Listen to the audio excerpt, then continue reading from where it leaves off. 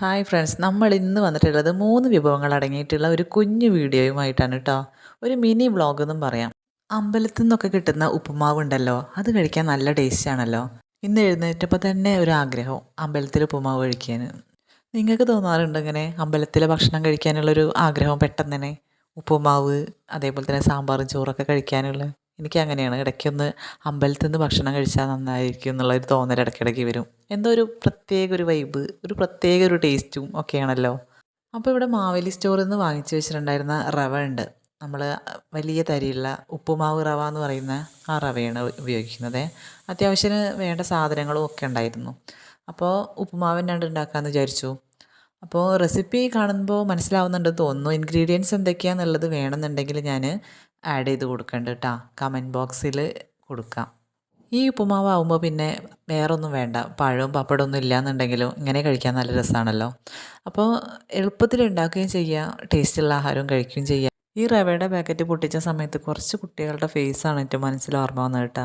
ഇത് മാവേലി സ്റ്റോറിൽ നിന്ന് വാങ്ങിച്ചിട്ടുള്ള റവയാണ്.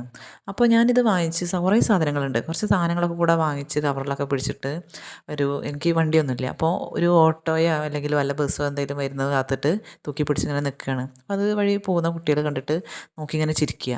അപ്പോൾ എനിക്ക് ഭയങ്കര മനസ്സിലൊരു വല്ലാത്തൊരു ഹർട്ടായി. കാരണം നമുക്ക് കഴിക്കേണ്ട സാധനങ്ങൾ നമ്മൾ വാങ്ങിച്ചു കൊണ്ടുപോവുകയും അത് കുക്ക് ചെയ്ത് കഴിക്കുന്നതൊക്കെ അത്ര വലിയ മോശമുള്ള കാര്യമാണോ? എന്തായാലും എനിക്ക് അങ്ങനത്തെ നാണക്കേടൊന്നും ഇല്ല കേട്ടോ. നമുക്ക് ആഹാരം കഴിക്കണം എന്നുണ്ടെങ്കിൽ നമ്മൾ അധ്വാനിക്കുകയും വേണം. ഈ കൊണ്ടുവന്ന സാധനങ്ങൾ കുക്ക് ചെയ്ത് കഴിക്കുകയും വേണം. അപ്പോൾ അതൊക്കെ നമ്മുടെ റെസ്പോൺസിബിലിറ്റി അല്ലേ. നമ്മളെ കുടുംബം നോക്കുക, മക്കളെ നോക്കുക, ബാക്കിയുള്ള കാര്യങ്ങളൊക്കെ ചെയ്യുക എന്നുള്ളത് നമ്മൾ തന്നെ ചെയ്യണം. അപ്പോൾ ഞങ്ങൾ 2 പേരും ഇവിടെ ഫുഡ് കഴിക്കായിരുന്നു കേട്ടോ. ഉപ്പുമാവൊക്കെ റെഡിയായി, അടിപൊളിയായിരുന്നു. മോൻ്റെ കൂടെ പ്ലേറ്റിൽ നിന്ന് എടുത്ത് കഴിക്കുമ്പോഴേ അവൻ വേഗം കഴിക്കും. പക്ഷെ കുറച്ച് കഴിഞ്ഞപ്പോഴേക്കും പ്ലേറ്റിൽ ഉപ്പുമാവ് തീർന്നു തുടങ്ങിയെന്ന് കണ്ടപ്പോൾ മറ്റാൾ പറഞ്ഞു എൻ്റെ അടുത്ത്, അമ്മ വേറെ പോയി കഴിച്ചോ, ഇതൊന്നും എടുക്കണ്ടെന്ന് പറഞ്ഞിട്ടാ. അപ്പം ഞാൻ വേറെ പ്ലേറ്റ് പോയിട്ട് എടുത്ത് കൊണ്ടുവന്ന് അതിലിട്ട് കഴിക്കുകയാണേ. ഇഷ്ടപ്പെട്ട സാധനങ്ങളാണെന്നുണ്ടെങ്കിൽ തീർന്നു പോകുന്നുള്ള സമയത്ത് മറ്റാൾക്ക് ഭയങ്കര വിഷമമാണ്. എന്തായാലും അത് മുഴുവൻ കഴിച്ചു. പിന്നെ ഞങ്ങൾ അംഗനവാടി പോവുകയാണ് കേട്ടോ. വലിയ സന്തോഷമൊന്നുമില്ല, ഒരുവിധം പറഞ്ഞ് ഒപ്പിച്ച് കൊണ്ടുവരികയാണ് കേട്ടോ. അപ്പോൾ ഞാൻ വീഡിയോ എടുക്കുന്നത് കണ്ടപ്പോൾ നേരെ മുഖം തിരിച്ച് അവയ്ക്കും മൈൻഡ് ചെയ്യുന്നില്ല. അല്ലാന്നുണ്ടെങ്കിൽ നോക്കി ചിരിക്കുകയൊക്കെ ചെയ്യുന്ന ആളാണ്. അങ്ങനെ അവനെ കൊണ്ടാക്കി അവിടെ ഏൽപ്പിച്ച് കൊടുത്ത് പോയി വന്നതിന് ശേഷം നമ്മൾ ഉച്ചത്തേക്കുള്ള ഭക്ഷണത്തിൻ്റെ പ്രിപ്പറേഷനിലാണ്. അപ്പോൾ നല്ലൊരു ബീറ്റ്റൂട്ട് ഉണ്ടായിരുന്നു. അപ്പോൾ അത് ഉണ്ടാക്കാമെന്ന് വിചാരിച്ച് അതെടുത്ത് മുറിച്ചു. കാണാൻ തന്നെ നല്ല ഭംഗിയില്ലേ, നല്ല കളറ്. അത് ചെറുതായിട്ട് മുറിച്ച് ഇനി ഉപ്പേരി ഉണ്ടാക്കാമെന്ന് വിചാരിച്ചേ. ബീറ്റ്റൂട്ടിനൊരു മണ്ണിൻ്റെ ടേസ്റ്റ് വരുന്നതുകൊണ്ട് പലർക്കും ആ ഒരു ഉപ്പേരി ചിലപ്പോൾ ഇഷ്ടമാവണമെന്നില്ല. പക്ഷേ ഇവിടെ എൻ്റെ മോൻ നന്നായിട്ട് ഈ ബീറ്റ്റൂട്ട് പച്ചയ്ക്ക് കഴിക്കും, ചവച്ചരച്ച് കഴിക്കും. പക്ഷേ എന്തെങ്കിലും ഭക്ഷണത്തിലേക്ക് ഉൾപ്പെടുത്തി കഴിഞ്ഞാൽ പിന്നെ വല്ലാണ്ട് കഴിക്കുകയൊന്നുമില്ല. ഉപ്പേരി ഉണ്ടാക്കിയാലും കഴിക്കില്ല. അപ്പോൾ ഈ ഒരു ടേസ്റ്റ് മാറാനായിട്ട് നമ്മൾ ഇതിൻ്റെ കൂടെ വേറെ എന്തെങ്കിലുമൊക്കെ ആഡ് ചെയ്തിട്ടാണ് ഉപ്പേരി ഉണ്ടാക്കാറുള്ളത്. അപ്പോൾ ഇവിടെ നന്നായിട്ട് ചെറുതാക്കി അത് കട്ട് ചെയ്തെടുത്തതിന് ശേഷം കുറച്ച് കറിവേപ്പിലയും പച്ചമുളകും പിന്നെ ഒരു പിടി സവാളയൊക്കെ ഇട്ടിട്ട് അത് ഉണ്ടാക്കാമെന്നാണ് വിചാരിക്കുന്നത്. അപ്പോഴേക്കും ചോറ് വെന്ത്, അപ്പോൾ അത് വാർത്ത് വയ്ക്കാൻ വേണ്ടിയിട്ട് അമ്മ പോയി. കിച്ചൺ കണ്ടിട്ട് അത്ഭുതപ്പെടേണ്ട, വലിയ സൗകര്യമൊന്നുമില്ല. അതായത് കിച്ചൺ റെഡി ആയിട്ടില്ല, പണി നടക്കുന്നേ ഉള്ളൂ. അപ്പോൾ നമുക്ക് കുറച്ച് ബുദ്ധിമുട്ടും കാര്യങ്ങളൊക്കെ വന്നപ്പോൾ പിന്നെ അതൊന്നും ചെയ്തില്ല. അപ്പോൾ എന്തെങ്കിലുമൊക്കെ ഒരു മാർഗ്ഗം കിട്ടുന്ന സമയത്ത് ചെയ്യാമെന്ന് വെച്ചിട്ട് അത് പിന്നെ ഇങ്ങനെ പോകുന്നു. പിന്നെ നമ്മളിതിൻ്റെ കൂടെ കഴിക്കാനായിട്ട് ഉണ്ടാക്കുന്നത് വൻപയറിൻ്റെ ഒരു കറിയും അല്ല ഉപ്പേരിയും അല്ലാത്തൊരു പരുവത്തിലുള്ളതാണ്. അതായത് വെളുത്തുള്ളിയും ചെറിയ ഉള്ളിയും പിന്നെ നമ്മുടെ വറ്റൽമുളകും ഒക്കെ കൂടെ ചതച്ചിട്ട് കടുക് വറവിട്ട് കറിവേപ്പില ഇട്ടിട്ട് അതിലേക്ക് വറവിടുക. കുറച്ച് വെള്ളത്തോടൊക്കെയാണെന്നുണ്ടെങ്കിൽ ഒരു കറിയുടെ ടെക്സ്ചറായി. അപ്പോൾ അതും ഉപ്പേരി ഉണ്ടെങ്കിൽ തന്നെ നമുക്ക് നന്നായിട്ട് ഭക്ഷണം കഴിക്കാൻ പറ്റും. ഇനി നമ്മൾ ബീട്രൂട്ട് ഉപ്പേരി ഉണ്ടാക്കാൻ പോകുന്നത്. ഇവിടെ ഉപ്പേരി എന്നാണ് എല്ലാറ്റിനും പറയുക. അതായത് മെഴുക്ക് പുരട്ടിക്കും തോരനും ഉപ്പേരിക്കൊക്കെ ഉപ്പേരി എന്ന് തന്നെയാണ് പറയുക കേട്ടോ. ചില സ്ഥലത്ത് ഉപ്പേരി എന്ന് പറയുന്നത് നമ്മുടെ ശർക്കര ഉപ്പേരി, വറുത്തുപ്പേരി അങ്ങനെ ഇതിൽ പറയുന്നത് കേൾക്കാറുണ്ട്. അതേപോലെ തന്നെ പിന്നെ മെഴുക്ക് പുരട്ടി എന്നൊക്കെ പറയാറുണ്ട് തേങ്ങയൊന്നും ഇടാത്തതിന്. പക്ഷെ ഇവിടെ എല്ലാറ്റിനും ഇത് തന്നെയാണ് പറയുന്നത്. അപ്പോൾ നമ്മളത് വറവിലിട്ടിട്ടുണ്ട്. കുറച്ച് നല്ല വെള്ളത്തോട് കൂടിയിട്ട് തന്നെയാണ് വെച്ച് കൊടുക്കുന്നത്.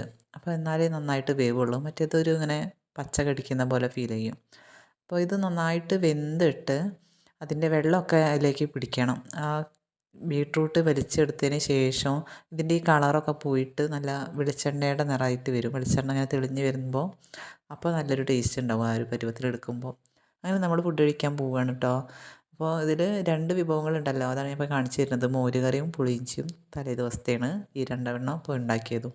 പിന്നെ അതിന് ശേഷം നമുക്ക് തയ്ക്കേണ്ട ചെറിയൊരു പണി കിട്ടി.